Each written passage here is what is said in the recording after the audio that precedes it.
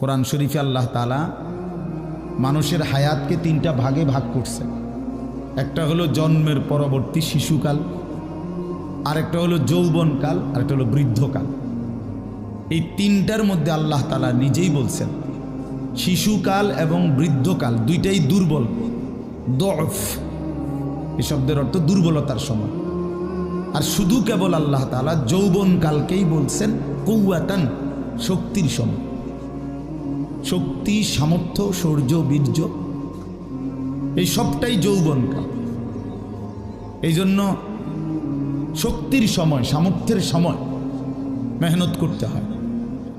যৌবনকালটাই জিন্দেগির প্রধানতম সময়। ভালো কিছু করলেও এই টাইমে, নিজেরে নষ্ট করে দিলেও এই টাইম, গড়লেও এই হায়াত, এইটাই সুযোগ, বরবাদ করে দিলেও এটা সুযোগ। বুড়া মানুষ, বয়স্ক লোক ইচ্ছা করলেও অনেক নেক কাজ করতে পারেন, ইচ্ছা করলেও অনেক গুনার কাজও করতে পারেন।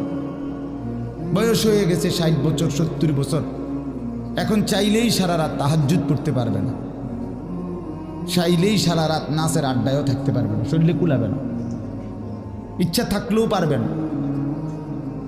ইচ্ছা করলেই আল্লাহর জন্য জান কোরবানি করে দ্বীনের জন্য কঠিন মেহনত মুজাহাদা করতে পারবেন।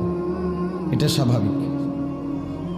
আমার মনে আছে একটা সময় 2.5 ঘন্টা 3 ঘন্টাও পায়ে হাইটা কোথাও মাহফিলে গেছে, এখন আর এটা সহ্য হয় না। তাইলে হায়াতের একটা অংশ আছে মানুষের। এই জন্য প্রিয় ভাই, সবাইকে বললাম, তুমি যদি কমপক্ষে নিজের হায়াতের কদর না করো, নিজেকেও যদি কমপক্ষে না বুঝলা, তো কি বুঝলা জীবন?